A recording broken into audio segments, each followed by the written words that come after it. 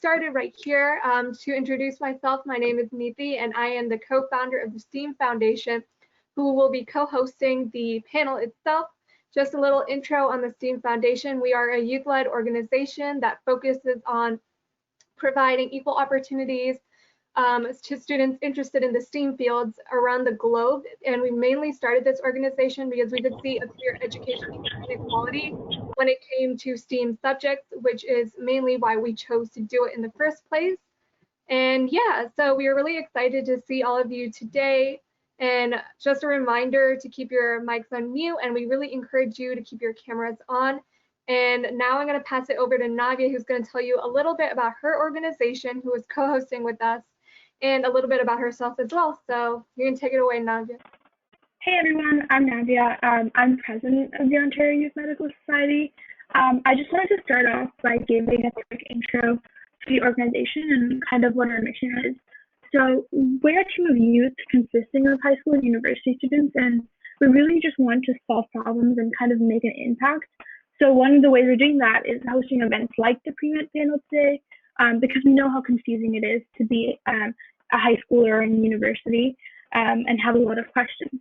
So hopefully this is helpful to everyone here and everyone watching. We're also super excited to host this panel with one of our partners, the STEAM Foundation, and they've already introed themselves, but they're really amazing and we definitely couldn't have done this without them. From our team today, we have Ravina and Valerie, who are our directors of events, and we also have Valerie, who's our social media manager. So they'll be monitoring some of the event, and they were the ones who planned this event along with STEAM. So I lastly wanted to quickly end this just saying that a huge thank you to our panelists for being here. It really, really means a lot to us and everyone else here, and we're incredibly grateful for all your help. Yeah, so thank you, Navia, for that introduction. And just so we are officially getting started, but we are going to start with our intros. So I'm basically going to start and say whichever panelist's name will go first, and then they'll basically do a 1 to 2 minute intro of themselves. And so, yeah. And so now we can have Will introduce himself. Hey everyone, first thank you to the STEAM Foundation for having me here. I appreciate that. And thanks to everyone who came here to listen to our advice. So I'm a rising third-year medical student at Medical College of Georgia. I completed my undergrad in Kennesaw State University with a Bachelor's of Science in Biochemistry. And I've also launched a website. I don't know if any of you all have seen it, but it's called Pre-Med Community. And it basically has advice, articles, and resources for pre-med students. So feel free to check that out. You can follow me on Instagram. My tag is MedStudentWill, and I'm more than happy to answer any of your all's questions if you have any. So. Yeah, thank you so much. And now we can have Kabir introduce himself. Hi everyone, my name is Kabir Walia. I'm currently going into my second year at Queen's University through the QuARMS program, or the Queen's Accelerated Route to Medical School. I'm currently 18 years old, and I finished high school at the Country Day School, which is a school in King City, Ontario. I'm a huge fan of singing. I've been singing ever since I was 6 years old, and it's one of my biggest passions along with medicine. Currently, I am unsure of what medical specialty I want to pursue in the future. It honestly changes based on the day, but I've kind of been honing in on the surgical disciplines, and I'm excited to begin medical school in one more year and join those interest groups and things like that so I can help narrow down my decision. And I'm really grateful to be here today, and I'm more than happy to provide any advice. If you have any other questions, even after the session, feel free to reach out to me on Instagram and LinkedIn. My messages are always open. Yeah, thank you so much, Kabir. And now we can go ahead and have Maggie introduce herself. Hi everyone, I'm Maggie. I'm from Ottawa. I just graduated from Colonel Biosecondary School. I just graduated from the IB program there. And so I'm going to be a first year at Johns Hopkins University in the fall. And I'm planning to study molecular and cellular biology on the pre-med track. So you can ask me anything about applying to the US and the IB program. Thank you, Maggie. So now we're going to go ahead and have Emka introduce herself. Hi, thank you so much for having me on here. Yeah, my name is Emka. I just recently graduated from UBCO with a Bachelor's of Science in Psychology and a minor in Bio. I'm currently studying for my MCAT and applying to medical schools here in Canada, and I've applied to a couple in Australia. So if you have any questions about that, you can ask me. Throughout university, I was the executive event planner for our pre-med club, so we ran some pretty cool events. So I am aware of what it's like to be a pre-med, so you can ask me about that kind of stuff too. That's great. And lastly, we have Tiffany. Hi, everyone. So my name is Tiffany. I just graduated from the University of California, Irvine, aka UCI here in California in the United States. I currently work as a research junior specialist in a nephrology lab. So if you have any questions about doing research after you graduate or how to get involved in research, you're more than free to ask me. During undergrad, I was a political science and a biological sciences double major, so that was fun. And on top of that, I did a lot of different extracurriculars, including volunteering at a free clinic and helping to alleviate homelessness in the local California area. After this, or whenever you feel like you need any questions or you have questions or you need advice, you're more than free to connect with me. I'm very active on Instagram. My handle is arguing for medicine, as well as it's the same handle at gmail.com if you have any questions. So yeah, happy to be here. Okay, so we have two more panelists. We're gonna go ahead and go to Tyler. Hey everyone, I just want to say thank you to both groups today for hosting this great event. I look forward to speaking and learning from the other panelists today. So my name's Tyler. I'm an undergraduate student at UBC Okanagan right now. I'll be entering my 4th year this coming fall semester with a major in biology. Right now I serve as the campus president for our pre-med club, so I have experience setting up events and working with people in the community to spread awareness and information about how to pursue the pre-med path. So if you guys have any questions, feel free to reach out to me directly or through your platform today. Otherwise, I look forward to speaking and learning from everyone. Yeah, thank you. And we're gonna try and go back to Ananya since our audio was cutting out before. So Ananya, you can go ahead and introduce yourself. So I'll just start again. So like everyone said, my name is Ananya, and I just graduated from the University of Toronto here in Canada, and I did a double major in health and disease and psychology, as well as a minor in immunology, and I'm starting at the University of Alberta Medical School in fall. And yeah, so I'm really passionate about research and just women in STEM and, you know, different ways to empower them. So I was the president of a club called Scientista, and where we work towards empowering women in STEM. And yeah, so right now I'm just exploring different specialties and just figuring out what I'm interested in. And yeah, so that's me. And of course, if anyone has any questions, they're more than feel free to reach out and ask me anything. Thank you so much, Ananya. So I'm going to give it over to Valerie. She's going to be talking a little bit about the Q&A section. All right, so at the end, in the last half hour, about between 4:30 and 5 p.m. EST, Niti and I will be hosting, I guess, a live Q&A session. So if you guys have any questions that pop up during the panel itself about specific people or programs or something, feel free to type them in the chat. However, they will not be answered until that last part. So yeah, I think Rohina will start with the prompted questions now. All right, so I'm just gonna start off with a couple of general questions. Again, just feel free to add in whatever you want. So my first question is just very open. So what in your life sparked your interest in medicine, or when did you figure out that pre-med was the right choice for you?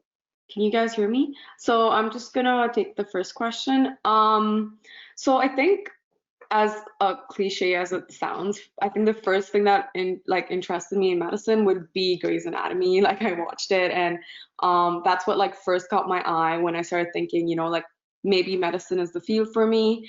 But obviously, you know, like what they show on like TV shows and stuff is way different than real life. So I did a bunch of different shadowing experiences and really worked in like different hospital settings to really figure out whether this was the field for me. And that's when I kind of started to realize like, yeah, this is something that I was very interested in and I wanted to pursue. Great. Thank you so much. Emka, you can go ahead.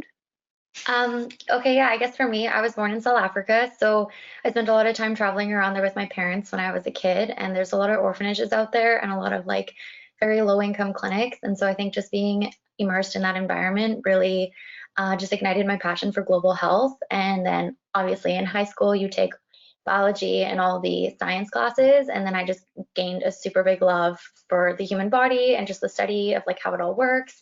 And then yeah, Grey's Anatomy too definitely sparked my passion for wanting to work in a hospital. Amazing. Everyone loves Grey Anatomy, I'm sure. So next is Kabir. You can go ahead. Sure. I think there were several factors, but I think one of the main ones was my late grandfather suffered from a lot of heart disease, and throughout my childhood, he spent a lot of time in the hospital. And obviously, a lot of the time that I'd spend with him would be at the hospital. And I think for me, just seeing how those doctors were able to prolong his lifespan after he had several heart attacks, and seeing that power that they had in allowing him to live a longer and a fulfilling life really inspired me. He actually passed away the winter before I entered university. So I think he kind of played a very significant role in that. He himself was a doctor. And because both of my parents worked when I was younger, I'd spend a lot of time with my grandparents whenever I needed someone to look after me. So just hearing his stories and seeing what medical professionals were able to do to him really inspired me. And I think that's one of the main reasons why I chose to pursue this path of a career. So, yeah. Awesome. So next we're going to move on to, just a second, Maggie. Well, I'm only a first year undergrad, so my, career aspirations aren't as set in stone yet. But for me, I didn't really know exactly what I wanted to go into up until grade 10, when one of my friends had sort of like a health emergency, and I happened to be there, and I was the one to help him. And that moment sort of felt like a lot more meaningful than learning about business or any other fields that I had taken classes in. And I'm also really interested in biology, so those two kind of sparked my passion for medicine, and that's what led me to this. That's amazing. So next we have Tiffany. So just to kind of keep it brief, just because there's a lot of us. During undergrad, I was involved with the free clinic, and so my family kind of grew up in a kind of low socioeconomic area, and so we went through a lot of different adversities, and money was not easy to come by. So being at that clinic and seeing those patients who also struggle with those same adversities, I was inspired to go on and try to become a physician. And then beyond that, I just think for me, I found the calling just because I've always been looking for something to really help people. I think that's the common thing people say. And so when I was watching physicians and medical students work with patients, and when the patients would come back and their diagnoses would be great or better, that really inspired me to pursue this path. All right, next we have Tyler. Yeah, I'll keep mine brief as well, but medicine is something I've always been drawn to as far as I can remember, and growing up with grandparents who were in and out of the hospital as they aged, a special needs brother, there's been a lot of experience I've had being around doctors and seeing the impact they could have on not only a patient's life but their family and friends, and how it extends beyond the primary individual. So that's definitely been a reason why I want to pursue medicine and also make the similar impact onto other people. Awesome. So lastly we have Will. So for me, I'm someone who didn't always know I wanted to do medicine. It was something I kind of like realized later in life that I wanted to do. I was originally actually studying business in college, and then it took kind of an event where I saw someone important get sick, and I kind of realized that this is something that is more meaningful and impactful. So I guess that kind of drew it to me, is just that I wanted to make like a meaningful and impactful, like decision, I guess, with my career going forward. So that's kind of why I went down like the medical path. Awesome. That's amazing. That's really great to hear, guys. The next question, that we have for you, so Pooja will take that away. Yeah. So the next question is, what is a typical day like for you, and how do you find the balance between your workload and healthy lifestyle? And Will, you could go ahead by going first. Yeah, this is an interesting one. For me, at least right now, because I am preparing for my step 1 exam, my life is basically just study, eat, study, kind of repeat. To be fair, I mean, that's not exactly how med school is all the time, but it definitely is like for right now. Trying to find a balance, I mean, it is hard. I think just, try to find things that get you away from studying sometimes, things that can get your mind off of it. Like for me, I like to, exercise, and that kind of just gets my brain off of all the stuff I'm learning. So yeah, that's kind of like my typical day. It's not very exciting. Yeah, thank you so much for that. And then Tyler? Yeah, so right now I'm actually prepping for the MCAT. I'll be taking it about 2 weeks from now. So, since December, my life has been consumed with Kaplan books and Khan Academy and stuff like that. But yeah, finding stuff to take me away from that. I love following sports, keeping in touch with friends. I think it's super important to have a life outside of medicine as well as one in, or else you'll experience burnout. You might begin to turn away from it. So it's super important that you have passions outside of medicine, and that's what I definitely try to keep as well as I pursue this. So Yeah, that's great. And then Maggie? Right now is I'm just really relaxing before I start undergrad. So I'll just talk about a bit about how I balanced work and health. But just like the other panelists said, keeping a routine and a schedule to keep yourself accountable is really important for me, and definitely taking breaks instead of studying for a really long time at once, keeping in touch with friends and things like that really helped me keep my mental health and workload balanced. Those are amazing answers. Really like that. So the next question that we have for you guys is, what is/was your favorite memory as a pre-med student? And I'll direct that question first to Ananya. So I think probably my favorite memory would have to be when I got my first research position, and I was working in a hospital doing some clinical research, and I really got the opportunity to do rounds on patients, interact with them. And so there was this one patient who was close to my age, and he was in palliative care. And I think my favorite memory would just be interacting with him every day and just talking to him and trying to basically just share his worries a little bit, because he was all alone, and just getting that chance to maybe just make that time a little more comfortable for him. That's really sweet. That's awesome. So the next person would be Tiffany. Yeah, I just wanted to add, there's not too many great memories, just because the road to pre-med is kind of long and rough, and I think everyone, even going to medical school, can say the same thing. But for me, I think my favorite memory was the day that I had my first published paper. For me, my story into research was very long and arduous. I had a low GPA, so I had a difficult time getting into research. So having the day when the paper was published was a really eye-opening moment for me, just because I had been working on that paper for 3.5 years. So it kind of encompassed my entire journey, and it was great to end it on that note. That's really nice to hear. The next person we have is Kabir. Sure. Well, my journey through my pre-med journey has kind of been relatively brief, I want to say. Most of it just because I'm going into my second year of university. I would say, though, throughout high school, one of my favorite memories would probably be getting involved with HOSA, HOSA Canada specifically, and working as a national officer there.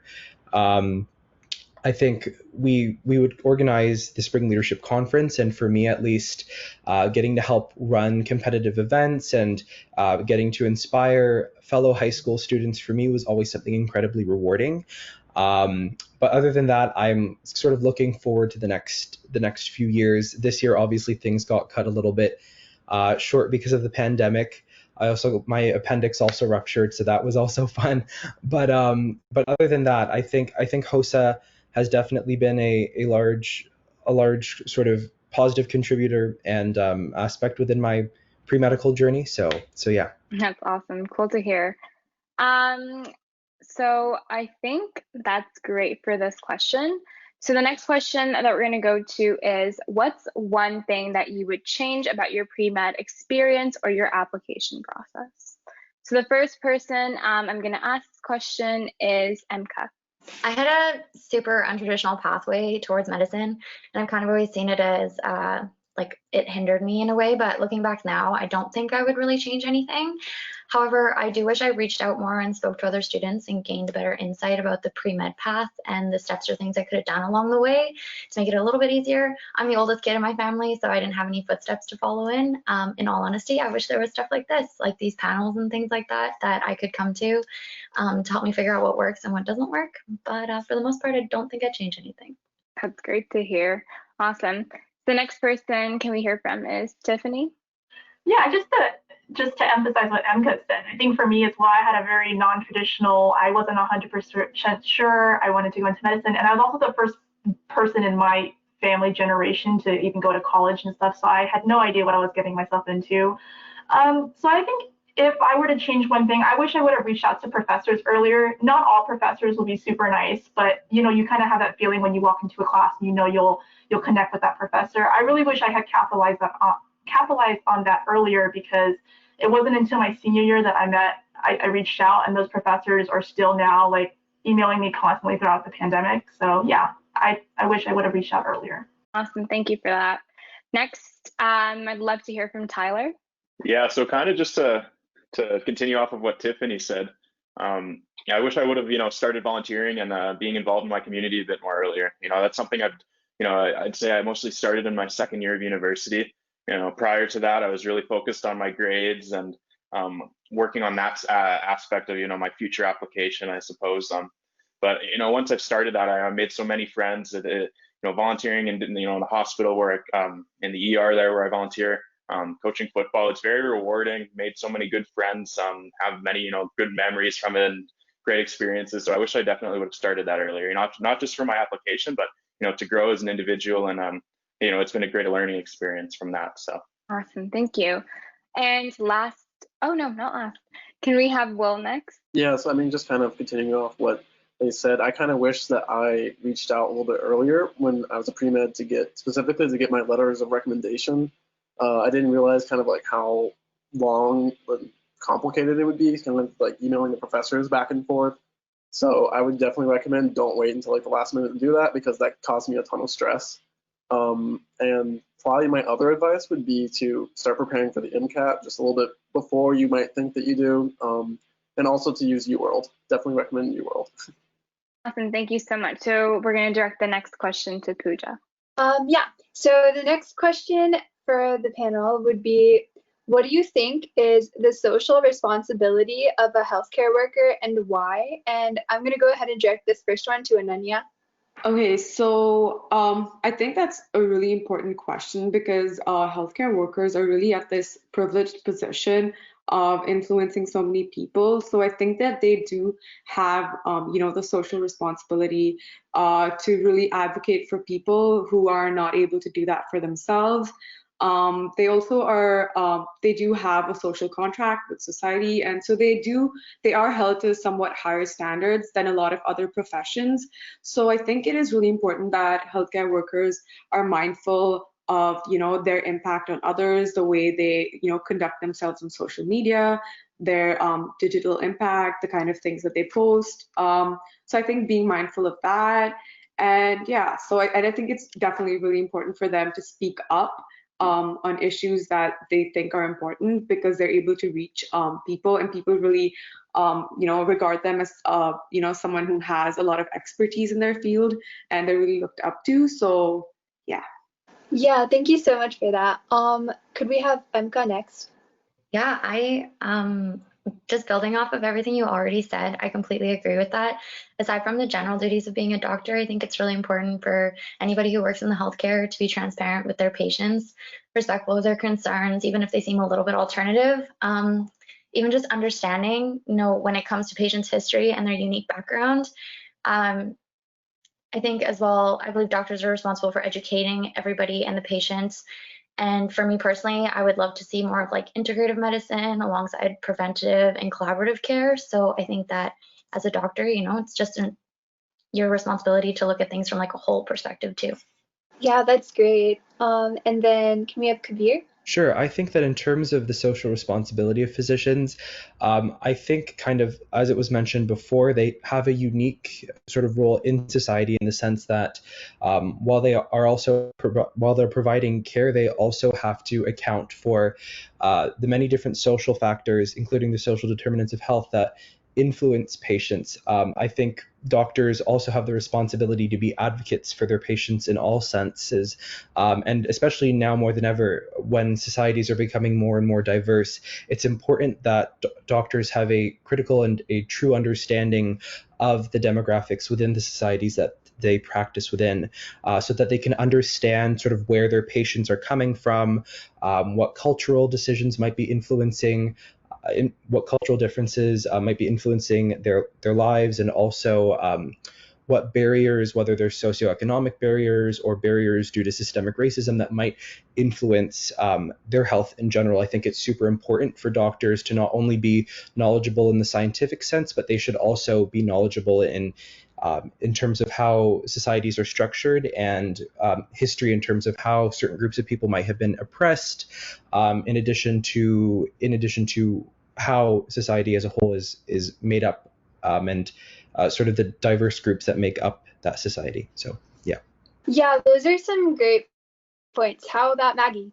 I think the other panelists pretty much summed it up. Yeah, I think that doctors, you know, from my high schooler perspective, I think doctors definitely have a big social responsibility, not just in a scientific way, but to also understand their patients, especially when there are healthcare disparities between certain groups like women or people of color. So yeah. Yeah, thank you so much for that. And then Tyler? Yeah, I mean, I think Kabir, really hit the nail on the head there with what he said about advocating. As a doctor, during the day, your role might consist of, helping people medically, but I think outside of that, which is super, super important, is in advocating to your friends and family and demonstrating, what healthy living looks like. Because ultimately, rather, what it comes down to is you're not just a doctor, you're held up to a standard that should be a person that models what healthy living should be, and helps to spread that in their community. And I think that's a huge part of the social responsibility that doctors should take up, in the role and outside of the role. Yeah, thank you for that. And then Will? Yeah, I think the other panelists, did a really good job of explaining this. I think it's just really important, as a doctor, to treat the patient not as a patient, but as a person, and to really just look at them in a holistic sense, and really, like the social determinants of health, all these things, play an impact in what happens to someone's health. So I think it's really important that doctors, and we have a responsibility to look out for those who can't really speak up for themselves, to look out for those who are underserved.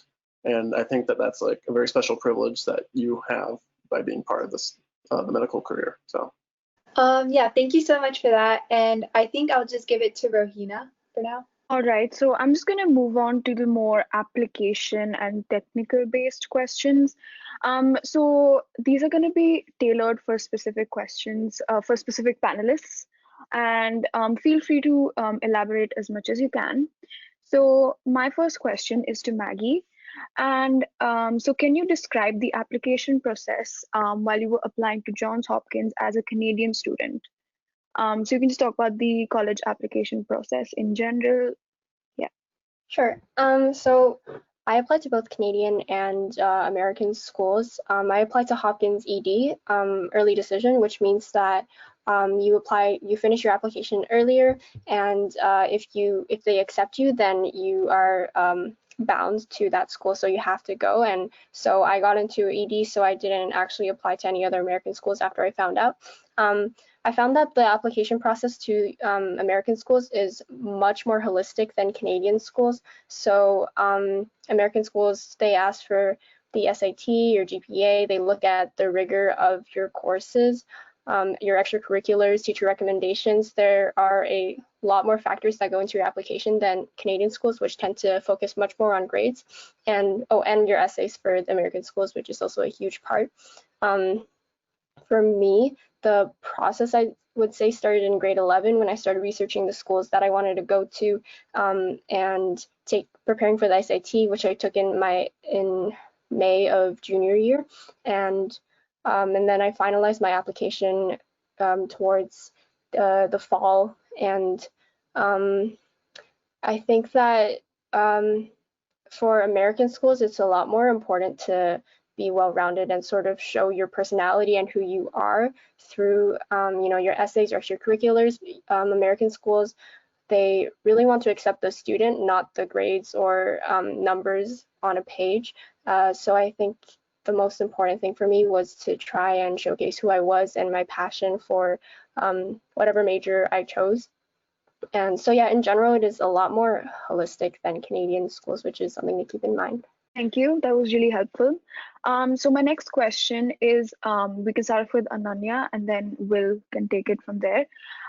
Does a future pre-med really need physics or calculus to get into medical school? This is surprisingly a very popular question. So, yeah. Okay, so in my personal experience, I didn't do physics in any of my undergrad courses. I did do calculus because it's a requirement for my degree. So first year I did two calculus courses. I don't think it's required, so to say, but I do think doing physics especially helps prepare you for the MCAT because it is a significant portion of the MCAT.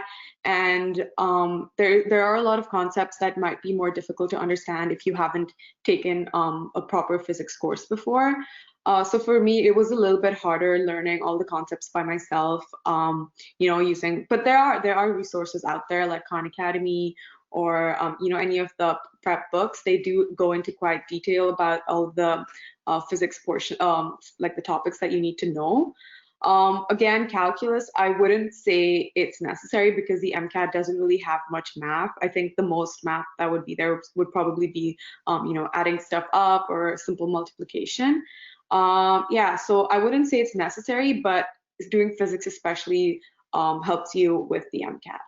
Yeah, so at least for me, for most of the schools I applied to, physics was a requirement for them. Calculus was a requirement for, I think, just a few of them. The school that I got accepted to, calculus was required. So I'd say, like, when it comes to like knowing the requirements and stuff, just like check the schools that you're going to apply to, and make sure that you hit all of those while you're still a pre-med. And as she said, physics is important on the MCAT. So taking it, prior to taking the MCAT would be helpful. And when it comes to actually being in med school, how much this stuff applies, there's actually some like overlap, like the principles of physics and stuff kind of come into play a little bit, like the respiratory system and stuff. So it's nice to have a background, although I can understand why most people don't see the value of learning physics if they want to be a doctor, but there is like some like overlap. Okay, great. Thank you. Those are really awesome answers. The next question that we have is directed to Kabir. So we want to ask you, what are the pros and cons of accelerated programs, and what made you stand out in terms of your application process? So that's a great question. I'll start with the pros in terms of what I think is great about an accelerated program. I think firstly, for students that already have their mindset on medicine at a young age, it's a great opportunity for them to get into the medical field, obviously, at a faster rate. And I think another big factor that's often talked a lot within our program is students now, because they don't have to focus on things like the MCAT and the traditional medical school process, there's a lot more time to focus on other things that also help contribute to being a great doctor. For example, within my program, we do a lot of humanitarian work. So we start to really hone in what it means to be sort of a doctor, not only as a physician in the practicing sense, but also as a person and how to interact with people, how to care for people.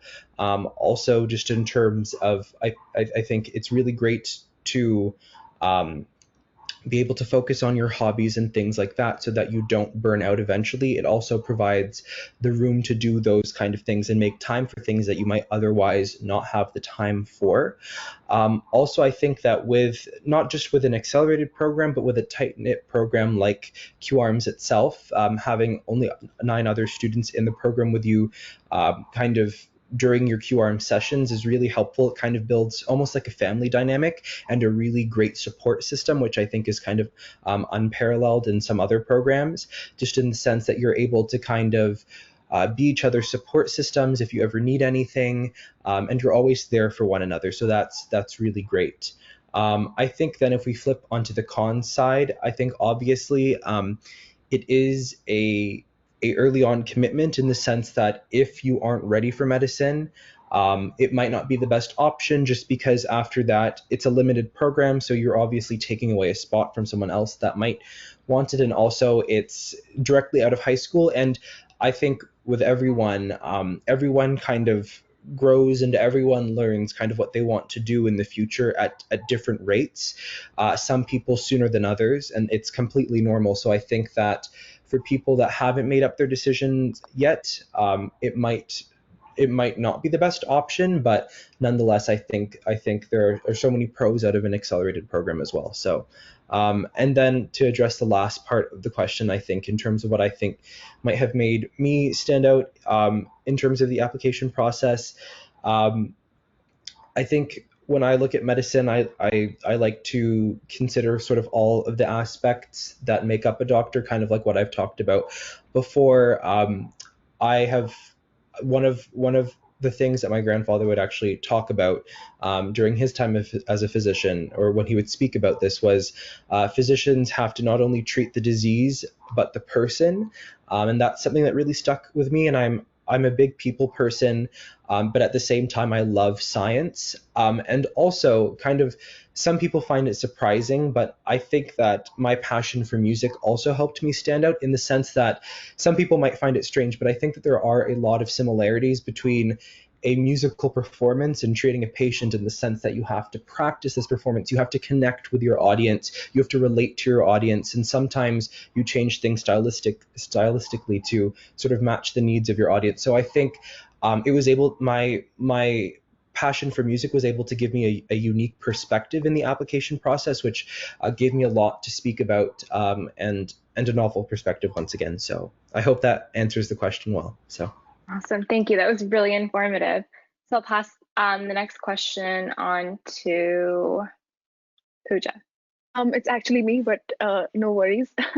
I can go ahead. So this question is for Emka, and then we can move on to Tiffany. So what are some benefits of a gap year, and why did you choose to take a gap year? Yeah, okay. So I had a gap year after high school.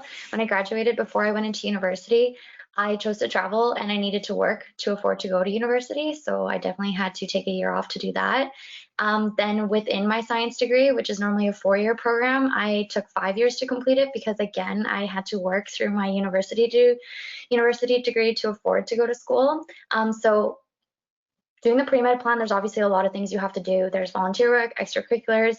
For myself, it was working as well, and then a full course load of science classes. So if you also don't have the opportunity to not work, taking a gap year offers you a chance to write your MCAT, which is what I'm doing right now, or getting in volunteer or extracurricular activities that you need to do. So it does put you behind a little bit. I also got married in my gap year, so that's a very unique situation. So definitely do what works best for your life. There's a lot of like social aspects too, and family obligations that came along the way. So you definitely just have to like plan for your future, and there's nothing wrong with taking a gap year if that works best for you. Just definitely don't try to do it all at once, because you'll really stress yourself out. Yeah, I think just to add on to that, so I kind of come from a similar background. I had to work mostly to put myself through school, so I'm going to be taking 2 gap years, just partially to work right now because I am living at home due to the pandemic, but I'm taking classes to help raise my GPA, and classes after undergraduate are really expensive, so I need a way to pay for those. In addition, I just think it's a time just to relax a little bit. I think when we're going through the pre-med route, we're all like, go, go, go. Then it's MCAT, then it's volunteering, research, and then it's graduation, and you're like, where'd the time go? So I think having that gap year just to relax, to travel, or to work, or boost, improve your application in whatever way that you think you're lacking is really valuable. And because like for me, I know a lot of friends who are choosing this year, they weren't intending to take a gap year, but they're choosing to take this year as a gap year just because of the pandemic. Just gap years, I want to put it out there that gap years are not bad. A lot of people don't take them, and that's great. But for those of us who do, most of us say that the gap year was really beneficial. So don't shy away from taking a gap year if you have to take one. So the next question is directed towards Tyler, but you guys can jump in whenever you want. So the question is, does it matter which degree a pre-med has? For instance, a lot of people did ask about a nursing, engineering, and biomedical engineering degree, and how could they choose a major? Yeah, so I guess for the first part of your question, you know, when I applied to UBC, this was something that I really considered, and after attending some medical sessions with the campus medical school here, you know, UBC specifically, they had told us that you can apply with any degree, whatever you want. You know, as long as you filled the requirements for the MCAT and you had your basic Englishes, you were set. So I can speak to that. I can't really speak outside of BC. I'm sure that there's other universities in Canada that have similar setups for their programs and how you can pursue medicine for their campuses that they have. But yeah, I'd say I would definitely, you know, that's something that you'd have to look into for your specific location, you know, university of interest. Yeah, thank you so much for that. So the next question is directed towards Ananya and Will. So the question is, what is the pre-med application process like for Canadian and American applicants? What are the differences, and what do you think was the most difficult aspect of applying to medical school programs? Ananya, could you go first, since you're probably more likely to represent the Canada side of it? Okay, so yeah, so I only applied to schools in Canada, so I'm just going to speak to that, and then I guess Will can speak about the US. So in Canada, I applied to 6 schools, 4 of which were in Ontario, and the remaining 2 were in Alberta. And so the process for Ontario is that they have a common application portal, kind of like the AMCAS in the States, where you apply to all the schools together, and then they have a bunch of common questions that you have to fill in. You have to really detail all your extracurricular experiences. And for Alberta, it was slightly different. Each school had a separate application. And so I decided on those schools based on whether I had all the prereq courses, whether I met the cutoffs for the MCAT, because they have specific cutoffs for in province versus out of province. So for reference, I'm from Ontario, and when I applied to Alberta, I was an out of province student. So there were certain cutoffs that I had to meet to be eligible for file review. And so yeah, so I think the most difficult part of doing this was really consolidating all my experiences and trying to portray them in a way that really brought out the best in me as an applicant and really, you know, represented what I learned from these experiences. So, and there's also a very tight character limit for each one. So I had to keep, you know, editing it and re-editing it to make sure that, you know, it really included everything that I wanted it to include. And yeah, so I think something that would really help pre-med students as they go along would be to keep, you know, some sort of note or maybe a document on your computer where you really note down every extracurricular experience you did, really describe it, maybe talk about what you learned as you go along the way, because when you're backtracking and filling in applications, it can kind of be hard to think of specific examples or what you really learned from it. So it would be really helpful for pre-meds to really keep a track of all of these things as they go along. So I can speak about the American side of things. I think that the point you made about like keeping track of like all of your important experiences is like a really good one. For me, when I was applying through MCAS, they'll ask you like all types of like important experiences that you had and things that made you want to be a doctor and stuff. And if you don't write these things down, you can kind of forget things that could be really like nice to put on there. So that's definitely like a really good piece of advice. So when it comes to like the process of applying in America, it's similar to what you said. Like you'll send out like the AMCAS, and then if the school likes you, like they'll send back like a secondary application, and then you fill out like their application. And then after you fill out their application, if they like you, they'll send you an invitation to like interview with them. And then after you do your interview, if they still like you, then you can get accepted. So that's kind of the process. It's a very long process, a very stressful one too. And so some of my advice when it comes to doing the applications, I'd say choosing the medical schools that you pick is really important. For me, I was just like, I just want to get in anywhere really. So like I applied out of state, I applied all over the country. Obviously I applied in state, but one thing just to keep in mind, it'll save you lots of money, is that if you apply out of state, they often want to know like why you're applying there specifically. And like, if you don't have a good reason for like why you want to apply to like this other state, you pretty much just wasted your money getting a secondary application for them. So I'd say like only apply to places that like, like you have a really good reason, like maybe like one of your family members used to like, graduated from that medical school or something. So that's just like a lesson I learned, I guess, like the hard way. But applying like in-state, like that's always like, a very good method. So thank you so much for that. So the next question is the start of our advice section. So the first question for this section, do you have any studying tips for working more efficiently? And I guess we're going to direct this one to Emka. Okay, efficiency in undergrad. It took me a long time to learn how to study. So don't feel bad if that happens to you too. I think to be a good student, or like the things you can do to prepare, is to like pre-download lectures and pre-read for your classes. That kind of stuff will make life a lot easier. For classes that require tons of memorization, like psychology, I know I use Quizlet like there was no tomorrow. I think for a lot of the classes, maybe there are harder things that you struggle with, tutoring groups. I know for my campus, there was free tutoring for like, I'm really bad at math and physics, so I definitely sought that out. Also, reaching out to your professor, they're probably the most intimidating people ever, but they're also the nicest and they can help you with literally everything. And then, yeah, if you want to be better with writing papers or anything like that, or even with like applications, going to like the English department and stuff like that, there's always TAs and students who are willing to like help you and help you read over stuff. So definitely just like look at what your university offers and try and use all those resources. Yeah, thank you so much for that. And then Tiffany? Yeah, so just like Emka, I struggled to figure out how to study at first in undergrad, just because balancing work and studying or whatever you're doing at the same time is difficult.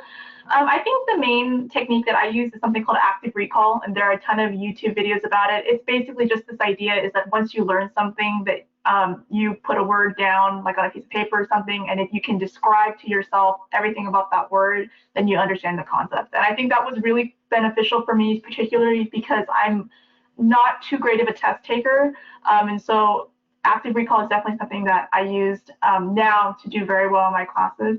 And on top of that, I just think organization. I use Google Calendar a lot, so I have one calendar per class, and I put down the deadlines for every single assignment in bold red so that I know when something's coming up.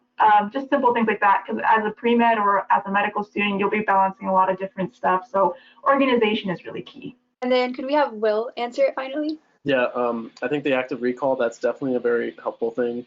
I'd say it's really important to find out what works for you. I know it sounds cliche, but like everyone has something that works different. Something that I feel like is really helpful specifically for classes that have like lots of like vocabulary, lots of things kind of like biology or like genetics or something, where it's like a lot of terms, like just like overwhelming amount of like information. Definitely using things like Anki, which is like a flashcard app, like most med students use this. That's been very helpful for me, just like the spaced repetition. I feel like spaced repetition is like really important. Going over the material multiple times, because you'll never like get the material like from the first time. Like for me, it takes like 3 or 4 times of like going through the material to like actually like have it kind of stick in my head. If I just see it once, like it doesn't stick in my head. So I got to go over and over it again.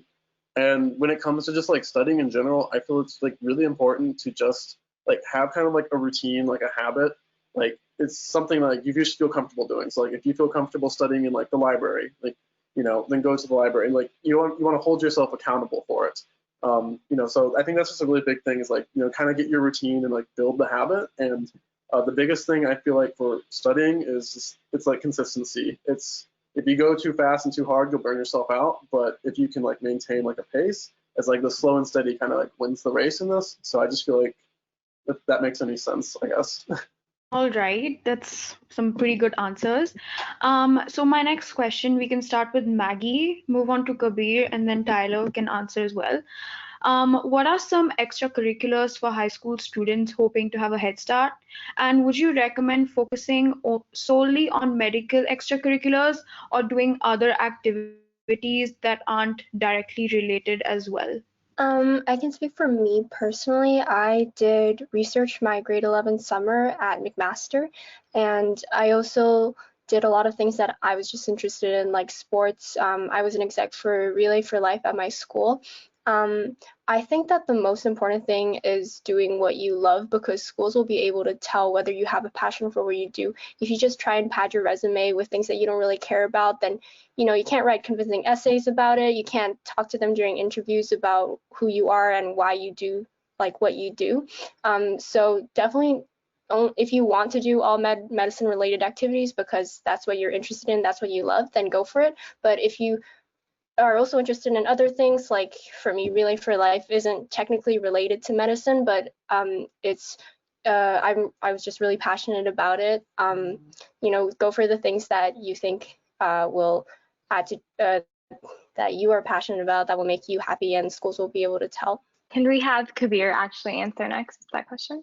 For sure. So I think personally, based on my experience, I think it's really important to have a balance of extracurriculars involving sort of health science and also at the same time doing what you love. I think in terms of either pre-medical or health science related extracurriculars, HOSA is a really great opportunity.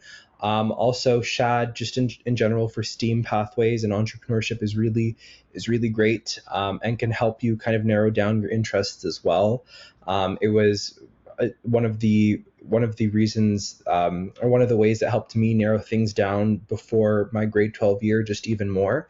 And then also, I think it was mentioned before, but doing what you love is super important for any application process. And again, if you're just filling your resume with things that you don't genuinely have an interest in, they'll see through that in the application stage and in the interview process. Also, doing what you love will help you build character, and will also help you sort of discover who you are as a person, which will help you write stronger essays. It will help you relate to people in the future, and it's just good all around. So make sure that you're maintaining a balance of what you love, whether or not that's within medicine or outside of medicine. Is it okay if I answer that? Yeah, I totally agree with what you all are saying. I feel like medical schools are not like looking for like a cookie cutter type of like applicant. So like, don't feel like the pressure that you have to like be like fit into the specific mold necessarily. I feel like they really want to make sure that like you're a well-rounded person. I mean, obviously, they care about GPA and MCAT, but like ultimately they want to make sure like, will this person be like a good doctor?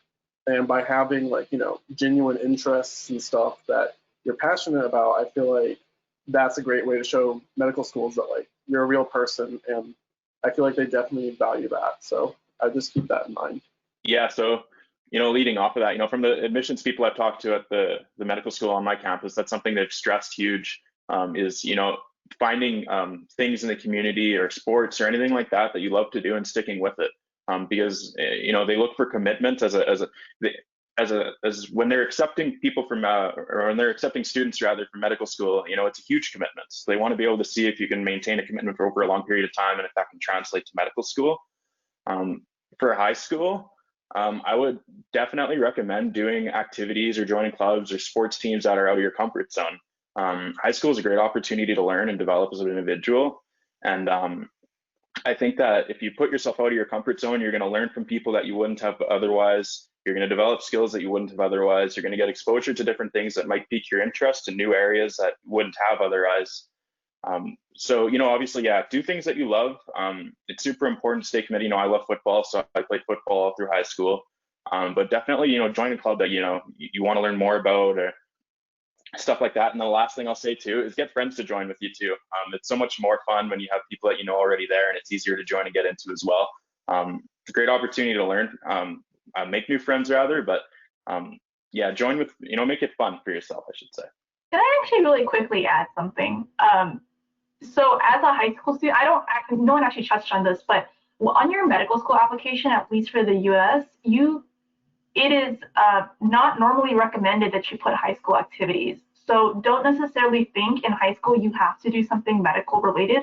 I know for Maggie, because she goes to Johns Hopkins, and for Kabir, because he goes to the accelerated program, that's a little bit of a different story, specifically because Johns Hopkins is a strong pre-med community. But for the rest of the universities out there that may not necessarily have such a strong pre-med community, you don't necessarily have to do like hospital volunteering or research during high school, because I didn't do any of that.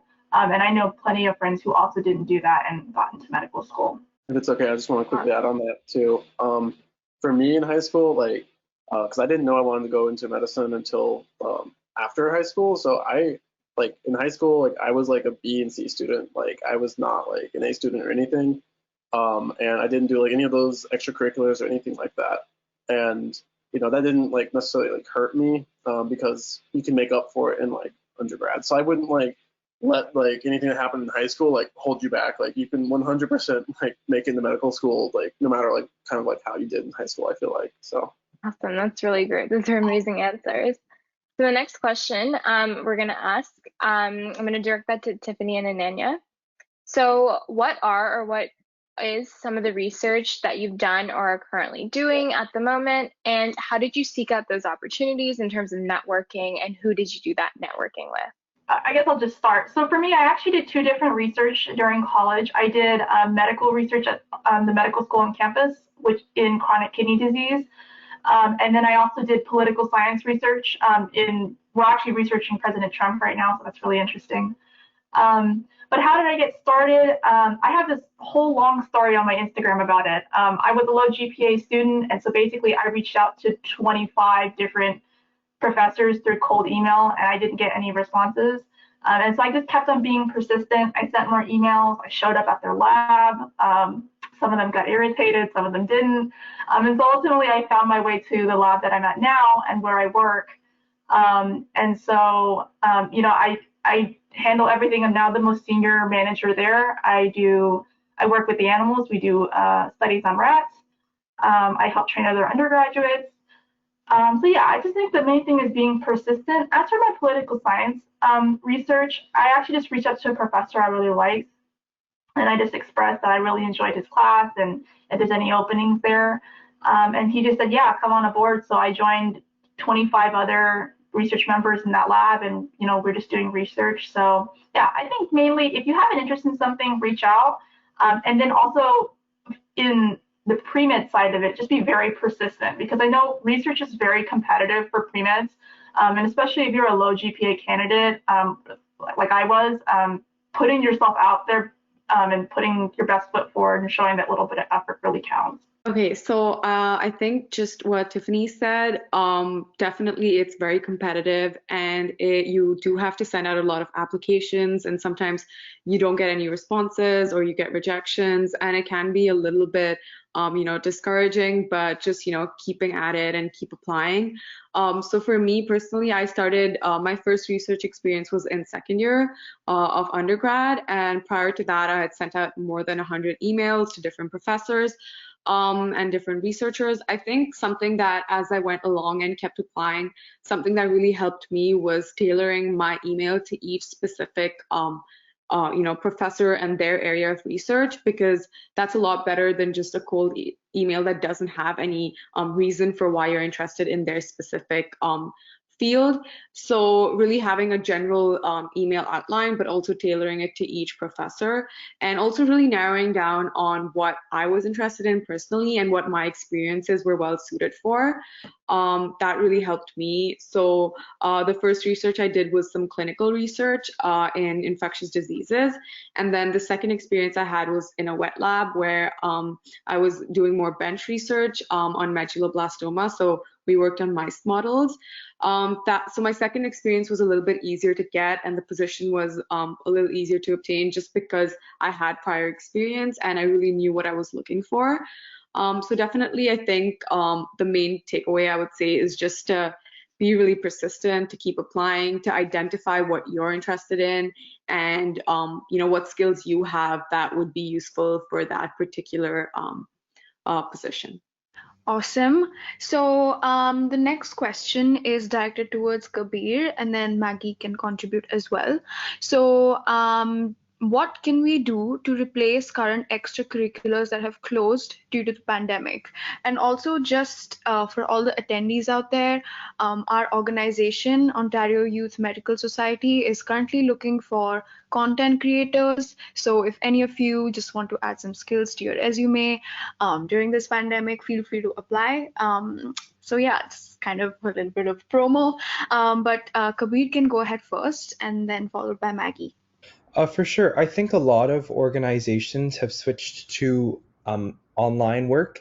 I think there are a few Instagram pages out there. I don't know them off the top of my head, but I can share them later. That compile a list of current online programs available for students. I think also just looking forward in time and seeing how things might be running next school year in terms of how the pandemic is. I think a lot of the school-oriented extracurriculars, at least for high schoolers like DECA and HOSA, probably won't be taking place.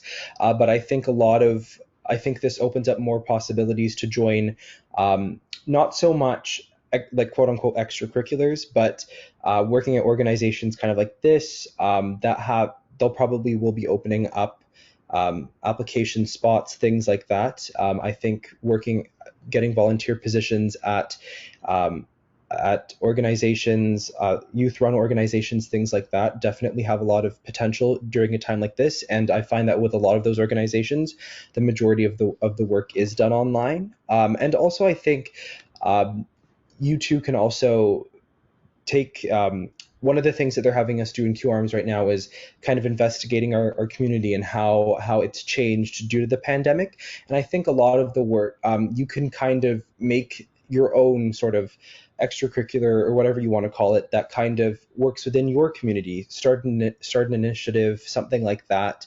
It doesn't have to be conventional, especially given that it's an unpredictable and highly unconventional time right now. So I think the pandemic is both a blessing and a curse in the sense that it's closed a lot of doors, but at the same time, it gives you a lot of opportunities to do things that you might not have considered previously. So that would be my advice in this regard. So. Yeah, just to add on to that, whenever I scroll through LinkedIn, I see a lot of people posting about opportunities that they're offering or how they want to help out students who are looking for internships. So you can go on LinkedIn and try to find that and just let them know you're interested, and that might help. But yeah, everything else Kabir pretty much covered. Okay, awesome, guys. Thank you so much for the tips. So the next topic that we're going to talk about is difficulties within pre-med, within medical school. So some of the topics that we are going to broach are a bit sensitive. So if you guys don't want to answer them, absolutely feel free to. This is open for discussion. So the first question that we have, we're going to direct it to Kabir and Emka. So would you say that the pre-med track is very challenging? If so, how did you cope with all the stress? I would say that it can be very draining at times. And I think for that reason, it's super important to keep in touch with yourself and your mental health throughout the whole process, no matter whether you're in high school or starting university, throughout university, things like that. Actually, this first year, I found at the very beginning, it was very easy for me to just kind of make time for everyone else but not make enough time for myself, and that really can end up hurting you down the way. So I think it's always important to stay mindful of your own needs and your own concerns, making sure that you are kind of doing well both physically and mentally in terms of your health is super important. Also maintaining your support systems, whether that's family or friends. I'm very much a family oriented person, so luckily because Queens is in Ontario and I live in Southern Ontario, a few times each semester I'd make sure to come home so that I could keep in touch with my family, and also scheduling things like FaceTime calls, that always works.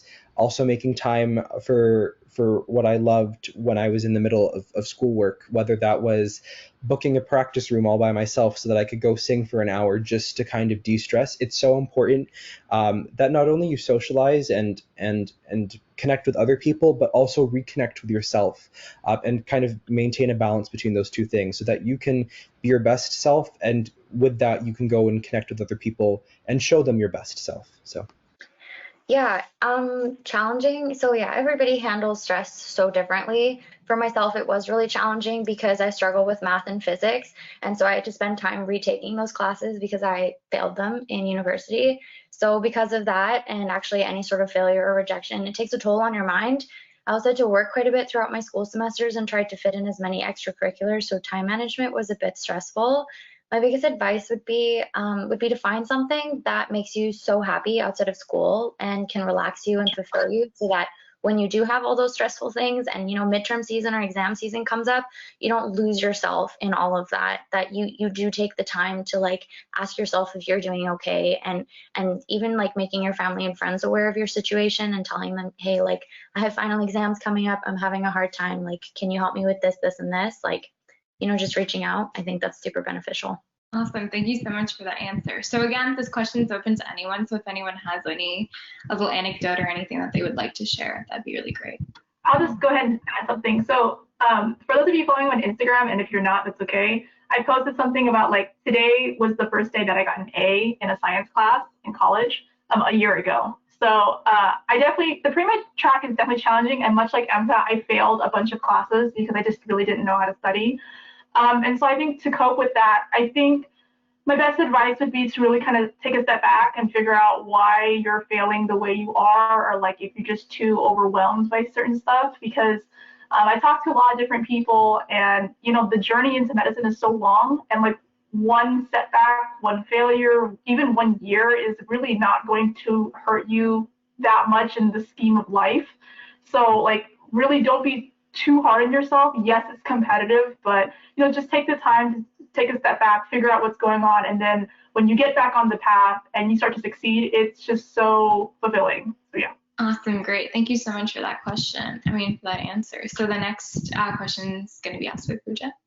Yeah, so again, this next question is open to anyone who is comfortable to answer it. So this question is, if any of you guys are comfortable with like sharing if you've experienced any issues with mental health. Examples could be like burnout, demotivation, or imposter syndrome, etc. I recently touched on this on an Instagram post. I have a Canadian pre-med page, and I made a big post about imposter syndrome because I feel that it's just so relevant. So if anyone doesn't know what it is, imposter syndrome is when you feel mentally that you're a fraud and you have these feelings of internalized fear and doubt that you're not who you say you are. I have experienced this quite a bit on my pre-med, especially when it came to speaking to doctors, admissions advisors, or literally anyone who was an important position in my life. I always felt that because I wasn't a 4.0 student, or that thing I didn't succeed in everything, that I wasn't very special and like didn't deserve their time to talk to. So if you know that you're working hard and you are very passionate about what you're doing and you're real with yourself, do not ever feel like you aren't meant for what you are trying to achieve. Also, don't let anyone on social media or people at your school make you feel that you aren't worthy of achieving your goals just because you're doing things a little bit differently. I definitely felt imposter syndrome in university, and I definitely got quite a bit of anxiety, especially around final exam seasons, or my last semester I had to take 6 classes one semester, and like that was just too much. So check in with yourself for sure, because university, especially the pre-med path, can be a lot sometimes. I guess I can add a bit about the burnout side of things. So I'm as I mentioned before, I'm actually prepping for the MCAT right now, and I took a bit of a more extreme route, I suppose, to preparing for it, and I started reviewing content back in December. But one of the things that like, as you'll see, I'm sure anyone who's written the MCAT can tell you, is that you will experience burnout.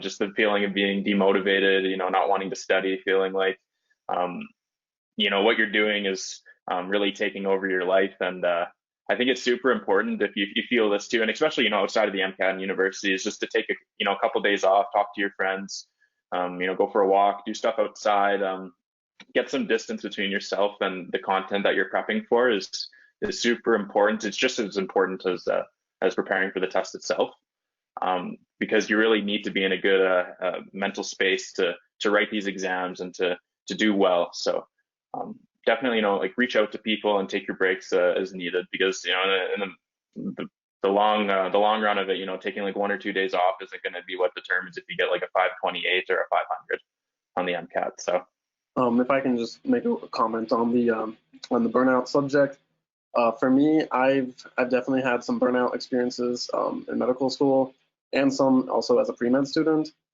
Um, it's really hard because like when you start to feel burnout, you start to feel lack of motivation, you start to question why you're doing this, and everything becomes so much harder. So you might think that you're doing the right thing by pushing yourself and trying to constantly go, trying to constantly grind to get a better application. But once you start getting into that area of like burnout, you're doing yourself more harm than you're doing good. And for me, my grades started going down when I was starting to experience a lot of burnout, and it really took like kind of like taking a step back and like kind of a little bit of self-care, I guess, to really like get myself back on the right track. And then once I started to take care of myself, my grades also started to go up. So I mean, you really have to see your own health, your own well-being as an investment to your future, an investment to your good grades. Like you being healthy, you being mentally healthy is you doing well as pre-med or as a med student or whatever. So it's so important. Definitely take care of your health. Definitely find a way to get out of the studying. If you're feeling overwhelmed, then you need to just take time for yourself, because in the long run, it's definitely for the better if you do that. All right, thank you so much. Your answers were really, really insightful. So this is our last panelist question. And again, anyone can just unmute and just give in their input.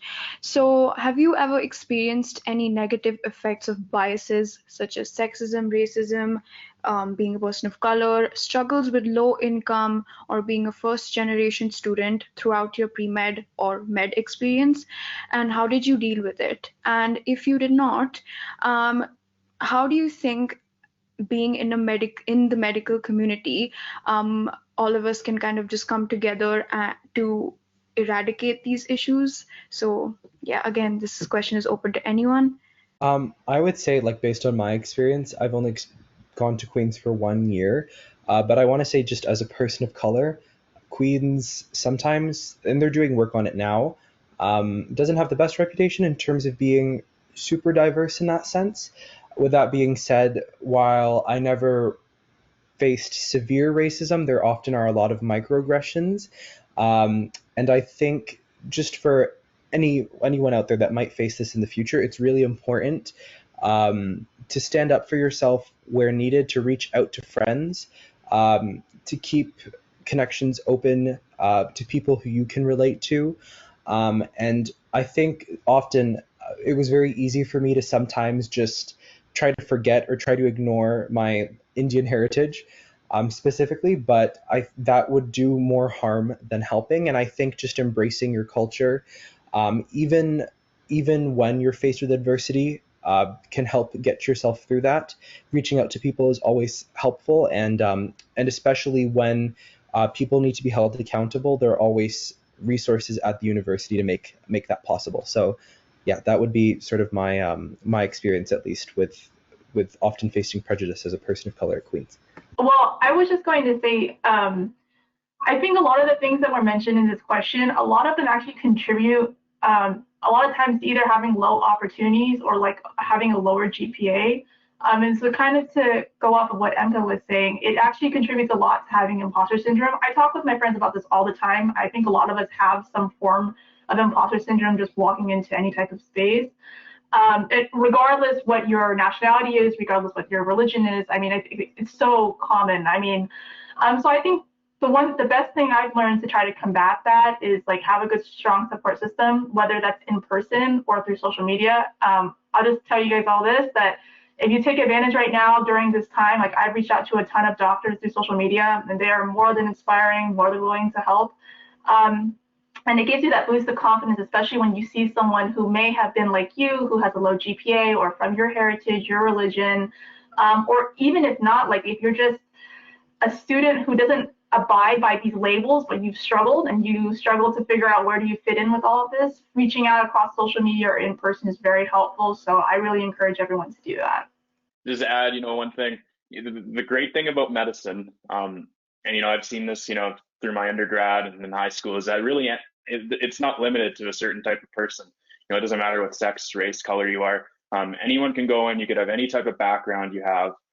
So, I would just say, if you experience any of this, just biases or discrimination, You know, it's super important that while you understand what they're saying, you have to really brush it aside and, you know, understand, you know, I'm pursuing something that's meaningful, and something that I want to do. And it shouldn't matter, you know, what other people say about me or who I am. And, you know, especially, you know, with this too, as a pre-med, you know, it's tough.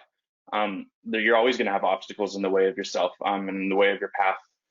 So I think it's super important that you develop some, you know, in a sense, thick skin, and really, you know, strive to become a stronger person, in a sense, to really, you know, tell these people, you know, like, it doesn't matter what you say, it's what I want to do with my life and what kind of impact I want to have on others. So awesome. So with that being said, our prompted questions are complete. It is 4:30, so we'll now begin the live Q&A session.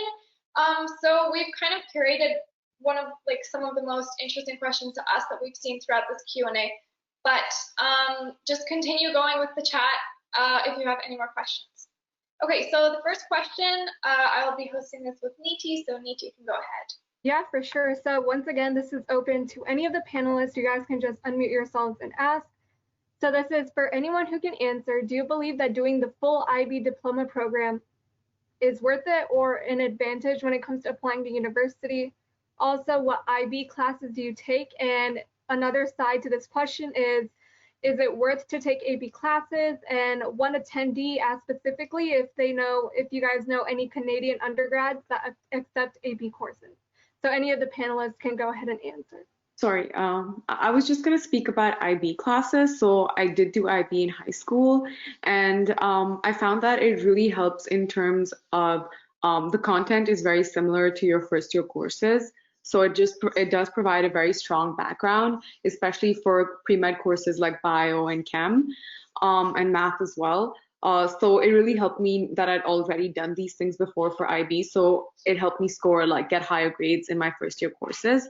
I also think because IB has a lot of lab components where you have to write your own research papers, and even the extended essay, which is a 4,000 word essay that you write, it really gets you into it gives you exposure to writing, and that really helps throughout undergrad because you have so many assignments, so many lab reports to write.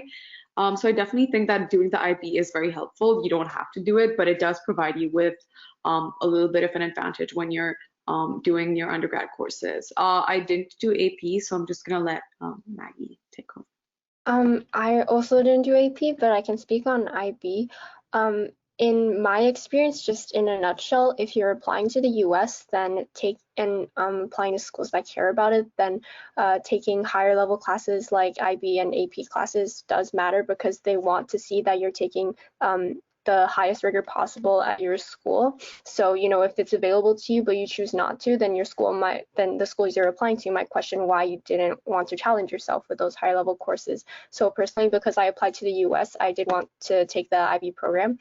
For Canadian universities, they don't really look at whether you're taking IB or even like if it's SL or HL in IB, they only look at the actual number grade that you get. So if you feel like you're going to do better just in a normal program, and you only want to apply to Canadian schools, then it might be in your best interest to drop out of IB or not take it altogether.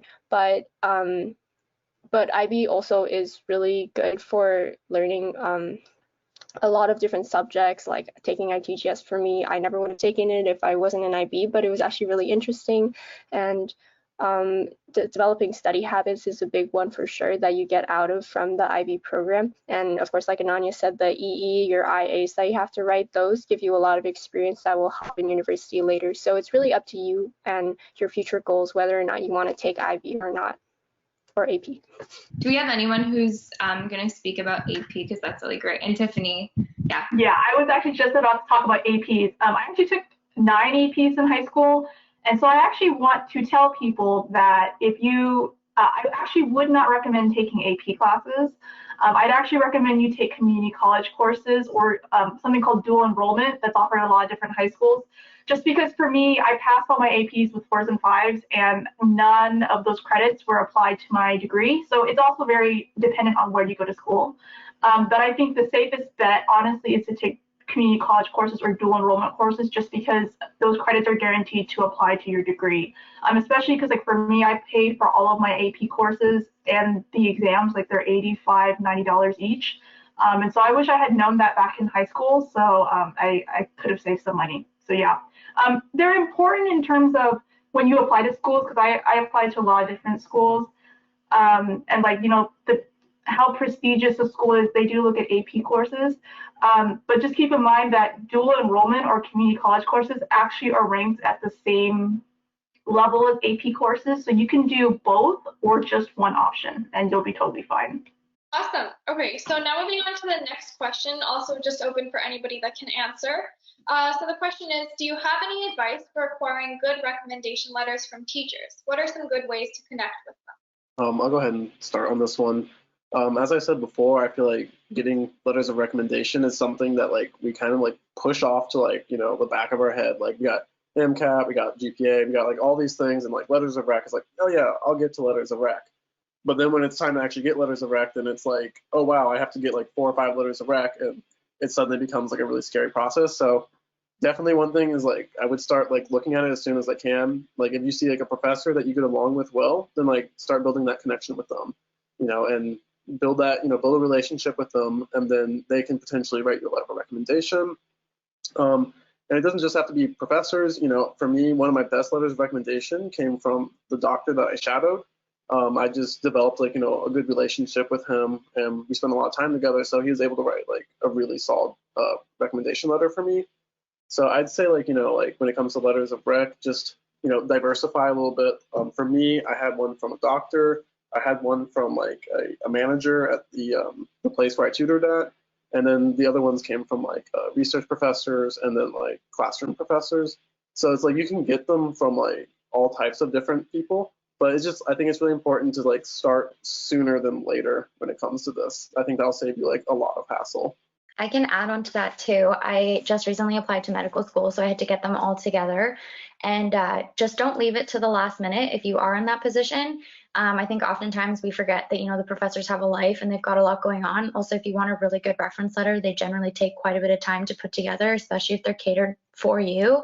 So when I reached out to my professors, I reached out 4 months in advance, and still for some of them with COVID and everything going on, they didn't come until like the last week. So just make sure that you're not doing it before a deadline and you give them a ton of time to write it. Also, I know it probably seems really hard to get reference letters when you're in a university class that has like 100 and something kids in the class. For myself, that was a big issue, that in most of my classes, there was like 100 to 200 of us, and you don't really get to develop a relationship. So I would definitely pick like professors where you have a smaller class size and you have the opportunity to actually go and talk to them. A really good way to do that is their office hours, to go and see them afterwards. Even if you think you're asking them like the silliest question ever, you don't want to just be a number. You want them to know your name, so that when you do go and ask for one, they can remember emails and about chatting with you, so they know a little bit more about your personality. And also to add, I didn't just get them from professors. I also developed relationships with people in the community, which is really important. You can reach out to doctors, people who you volunteered for. You can even like past managers, anything like that. That looks really good for reference letters as well. If I could just add back onto that. Yeah, it is definitely really hard to like get a letter of recommendation from like a teacher when there's so many students in there. I think when it comes to that, like asking questions during class, showing that you're like proactive, always being there on time, you know, these things, like the professors will notice it. Like if they notice like you're someone who's like sitting on your phone during class, like you can forget like getting a recommendation letter from them. So I just say like first you want to like obviously leave a really good impression with them. So like if you know it's like, oh, this is like a professor that I'm interested in actually like getting a letter of recommendation from, then like, you know, you just want to make sure that like they see that you're very, you know, serious. You're very like you're taking this very seriously. And another thing that's really important is like many of the panelists have said already, is to show persistence. So going to their office hours, and like if they see the consistency, it's like, oh well, this person keeps on coming to visit me and they always ask me for help on like homework or whatever. That will definitely help you like stick out in that professor's head. So I'd say like the key is just like being persistent, and you know, until like they really know who you are. Yeah, I think that's great, just to like really know what it takes to maintain a good relationship with someone, whether it's a professor or somebody else. If any of the panelists want to answer any of the questions in the chat, feel free to just respond to them in the chat. That's totally fine too. And one other question is basically, when is the right time to take the MCAT? I'll actually start with this really quickly. It depends what you want to do. So for at least for the U.S., if you want to go straight, aka you don't have a gap year, you should take it. You should start preparing, from what I've heard, this summer before your third year, because you would apply at the end of your third year to go straight. That's if you want to go like the traditional route, the straight path. For the rest of us who might take a gap year or who struggle a little bit more with classes, it really depends. Like for me personally, I didn't start studying for the MCAT until May of this year, because I don't plan on applying till this coming May. Just so that I have time and I'm not like, again, I'm not burning myself out, and and the pandemic, who knows what might happen. So I want to give myself some buffer in case something happens like that. So yeah, I think for what I understand, most people study between 3 and 6 months for their MCAT. So just kind of work that into your schedule. See, it really depends when you want to apply to medical school, I think is the main thing. See when you want to apply for medical school and then kind of backtrack. It's the same thing with letters of recommendation and with your MCAT and whatever else you're doing. Just work backwards from there and give yourself an extra month of room just in case some random pandemic hits and you have to adjust a little bit. I can add to this too. I have written the MCAT before and I am writing it again, which happens. So don't stress if that happens to you. The first time I wrote it was after my second year of university, after you take like the majority of the prerequisites.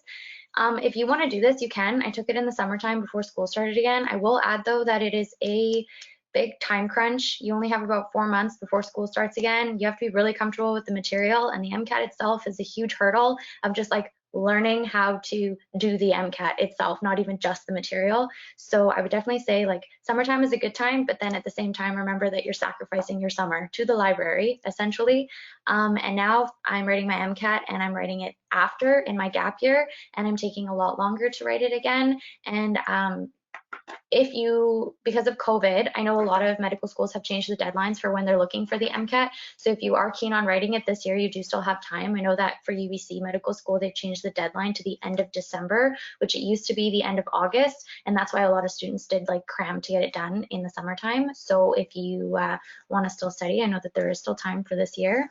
But yeah, just pick what works best for you. So I think there isn't one absolute best time to do it. I know a lot of people do it at the end of the second year or at the end of the third year. I plan to do it out during the summer of my second year, but I was working full time at a lab and I just did not end up having enough time to study. And so I decided to do it in my third year summer, and that I was also working 40 hours a week then, but I think I really learned from the first time trying to do it, where I really set aside time, made a super detailed schedule on how to study, and just setting short-term goals. And I think it's really important not to get affected by what everyone else is doing and when everyone else is doing it. It's really about what works for you when you're in the right headspace, when you're able to, dedicate enough time to do it. And ultimately, if you do it once, twice, how many ever times, it's just what's best for you and what works out with your schedule. I can just add on to that. If I had one piece of advice for people that are looking for a time specifically when to take the MCAT, more specifically for students, like for science students and undergrads in taking a bachelor's of science, I would definitely recommend taking all of the courses that are covered on the MCAT before you go and attempt it. Just because, one course specifically that I'm thinking of is biochem, which is a huge portion of one of the sections on the exam. I can't imagine myself writing the exam without have taken the class last year. There's more space and breathing room to make a mistake on a midterm in a class than there is on an MCAT for biochem and subjects like that. So I definitely recommend using resources on campus like the class and the professors that are there to when you take the class, so you can get your questions answered then. And then when it comes to taking the MCAT, it's just review. I feel like that process would be a lot easier than having to learn it and teach it to yourself the first time. So. I can also add, for anyone out there who's not a science student or going into, like a bachelor's of science or biology or anything like that, I for myself was, but a lot of my friends, they were in human kinetics or kinesiology or even business, and they chose to write the MCAT. So it is very possible for you to write the MCAT if you haven't taken those prerequisites. Obviously for myself, and I would recommend you should take the classes, but I know personally some of my best friends, they wrote the MCAT based off learning the material just from the MCAT books. I wouldn't recommend it. I still think it's important to like go and actually learn all the material because you will need to know it for medical school. But if you don't have the time to, you can't fit it into your school schedule, it is possible to write the MCAT without having to be a science major. Awesome. So the next question that was asked was, did or do any of you have a backup plan in case you do not get into medical school? What type of things would you want to pursue if it couldn't be medicine? I'll start this one off. I talk about this actually on my Instagram. I actually switched out of my science major right at the end of my third year because I honestly thought that I was never going to be pre-med. I was never going to make it. And so my backup plan was law school because I happen to be really good at the political science law side.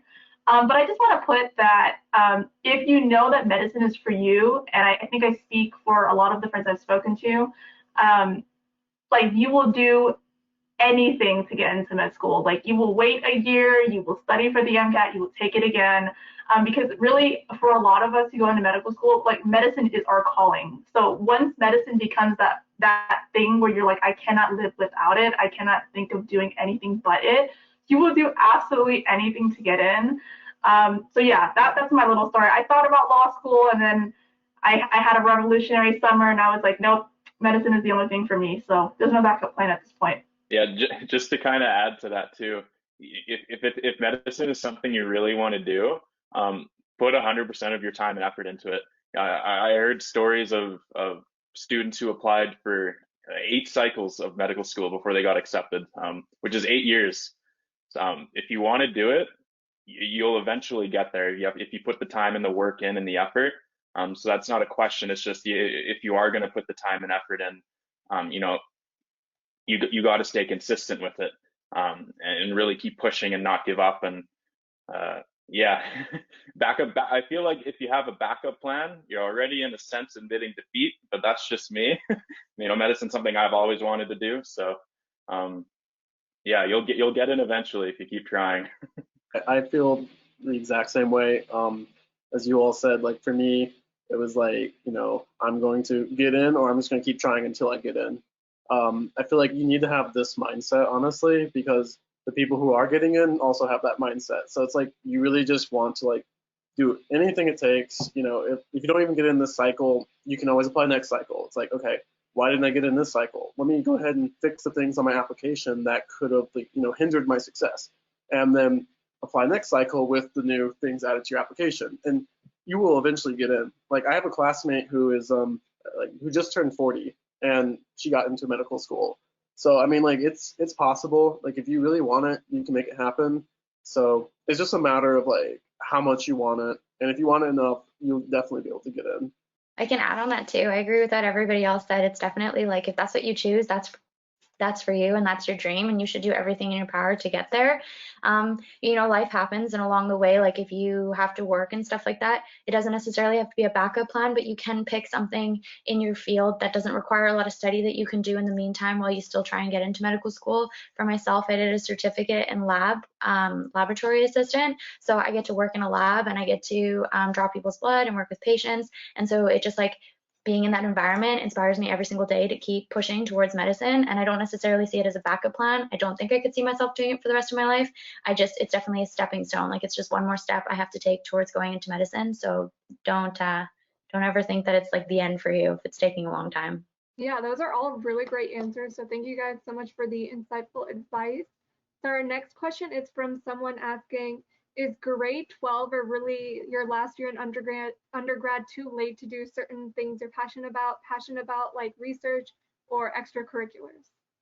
I definitely don't think that grade 12 is too late, especially since you're still in high school. That's a long way off from applying to medical schools. And there are tons, most American universities, like they don't really care about like how late you started. Really, they care more about like how passionate you are about something. Like for me, I know I was worried about starting too late because I had no idea I wanted to go into medicine until the end of grade 10. So I was worried about it, but I still looked for like research and things like that, and tried to educate myself on what it was like to go into medicine. And I just tried to show my passion and who I was in my applications. And I think, the universities don't care that in grade 9 and 10 I didn't have that experience. So definitely go for it in grade 12 for sure. Yeah, for me, as I mentioned before, I was like a B and C student in high school because I didn't know what I wanted to do at the time. So it definitely definitely doesn't really matter that much. I think like what it does matter towards is like what undergrad you can get into. But ultimately, what you do in undergrad is what like the medical schools care about the most, and just showing that like you're a well-rounded person and just doing everything, not just grades and stuff. Like definitely medical schools care about that. I wouldn't worry about what you did in grade 12. Like I didn't realize I want to do medicine until I was like 20 or 21. So like, I'm definitely like a few years behind my classmates, and that didn't stop me. All right. The next question it was a two-part question, so we just took the second part. So if you're a successful undergrad student, but once you get into medical school, you begin struggling with the content, what happens next? Are there many academic programs there to help bring your grades up, or will you potentially be on the verge of being kicked out? Okay, I'll just go ahead and speak about that. So at least at my medical school, and I think every medical school is a little bit different. So if you struggle with the content once like you get there, they have like ways to remediate courses. So for my school, let's say that like you fail like the biochemistry module in year 1. At the end of the year, they offer you the chance to like remediate the course. And then if you fail like two main sections of the curriculum, they'll have you like do the whole entire year over again. So it's I think every school is a little bit different. I know some schools like you can get kicked out for like not doing well, but I think that kind of depends on the school. At least at my school though, like there is like they don't want to kick you out. Like once they get you in, like you're probably gonna make it through. Like it's just a matter of time, I guess. So I wouldn't worry too much about that. I'd worry more about just getting in, because once you get in, they want to keep you. Yeah, that's great. So another question is more about scholarships and financial aid. So basically, how can you receive scholarships, and what's the best way to look for them? I know for myself, I would recommend talking to your bank. They usually have a lot of scholarships that are available, either through them directly or through people that are working with them. So I would strongly recommend that, as well as looking into your own university, see if they have anything available and that you can apply to, as well as there's different organizations you can volunteer for in big companies like that you can even part-time work like an actual job, that have scholarships available for students. So it's just a matter of looking into it and seeing what's out there and what's applicable to you. I think you can also, like when I was going from high school into university looking for scholarships, there's usually websites for every province. I don't know about America, but like you usually just type in like British Columbia and then university entrance scholarships or anything like that. And I can't remember the name of it, but there is a website and it lists tons on there. So basically you just go through the requirements, see if you meet them, and then just start applying to them. It is kind of hard. You are competing against a lot of other students, so really try and make yourself stand out. Usually if it's big companies and things like that are giving you the money, which in my case it was, they just really want to see that you're involved with your community. So I'm from a small town, so community involvement was huge. So and that's something you can do to volunteer for medical school as well in grade 12. It doesn't have to be medically related. You can just volunteer within your community, and it says a lot about you as a person doing any sort of leadership roles or just like really helping out. That will help you get bursaries and scholarships for university. Awesome. Okay, so and with that, we're gonna finish like the formal part of the Q&A, but we just wanted to ask one last question, which is, what is one last piece of advice you have for the attendees? And anybody can I'll go ahead and start. I'll buy everyone else a little time to think.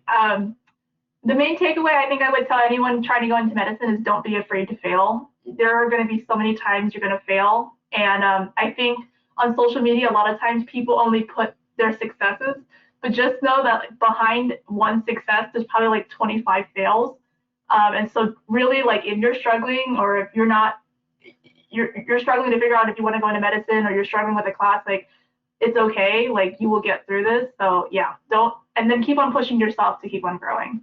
Yeah, I just wanted to add on to that. Like I consider myself to have, like I got into my dream school and everything, but during high school, like there were moments like before like a test, I would just cry for like 5 minutes and then go right back to studying. Or like, and I keep this journal and you can see like what happened like a few years ago on that day. And the day that I got into Johns Hopkins, I looked at the year before, and exactly a year ago, I had been crying about a chem test that I got back on that day. So really, during high school, there were a lot of up and downs for me, and I still ended up getting into the school that I wanted to, and being happy with how everything turned out. So it's totally okay to feel like you're failing or being really stressed out during the process. It's totally normal.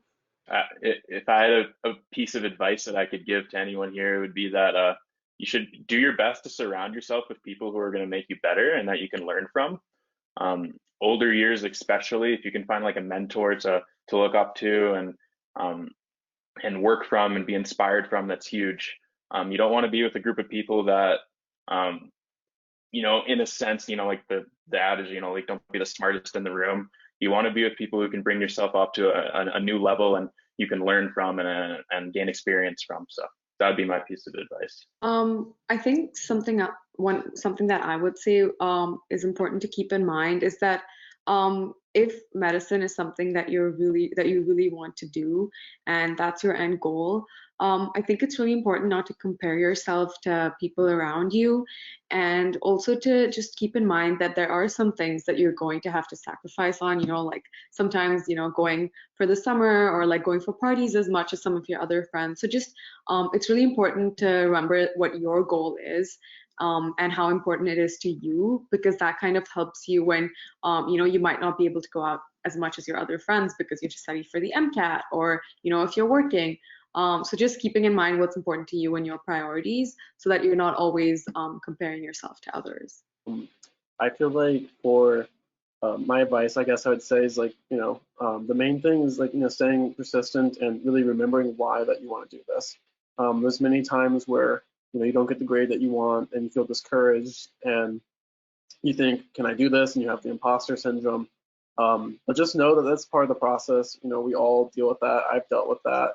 I know my classmates have dealt with that. So don't let that discourage you. Always keep in your mind like why you're doing this, and always like feel the passion inside of you, and like let that be what like drives you to keep on.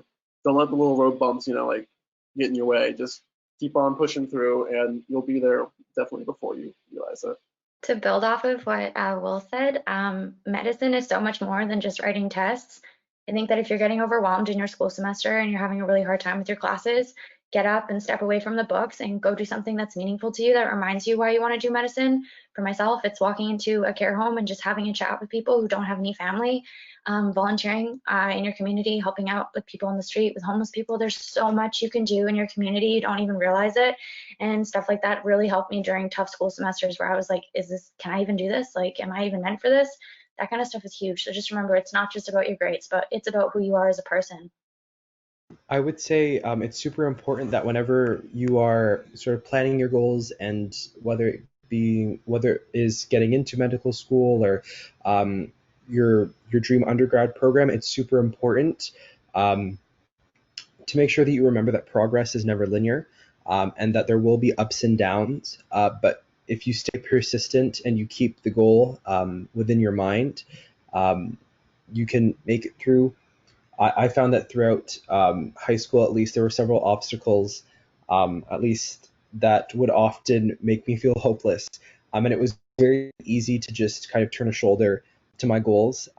And looking back at it now, I'm happy that I pushed through those times of adversity, because in the end, you'll see that if you keep a persistent mindset and you stay true to who you are and you act with integrity, you will get to where you want to be. So my biggest piece of advice is to recognize that progress has its ups and downs. It looks more like this than it does like this.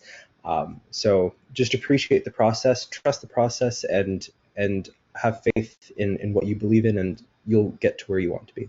Yeah, I think all of you really gave great responses. So thank you to everyone for asking questions. We just want to apologize to all the attendees whose questions were not answered due to the time limit of the Q&A session in the panel itself. Rohina is actually sending the Instagram handles of all of our panelists in the chat down below. So please check them out if you have any further questions or questions that are more individualized to a certain panelist. Along with that, we will be sending out a female feedback form on your email so we can just know how this event went for you and just learn some constructive criticism. So please fill out this form so that both our organizations can learn a little bit more about hosting panels. A really big thank you to all of our wonderful panelists today. They gave some really insightful advice for both people in high school and undergrad. I know that I will personally take this advice into my pre-med journey, so thank you guys so much. We're so grateful that you chose to come and talk with us today.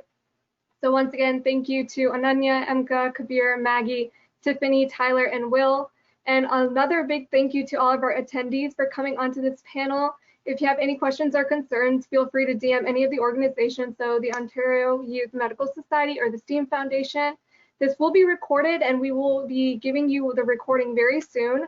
So just give us some time with that. And so yeah, thank you so much for coming and have a wonderful day, everyone.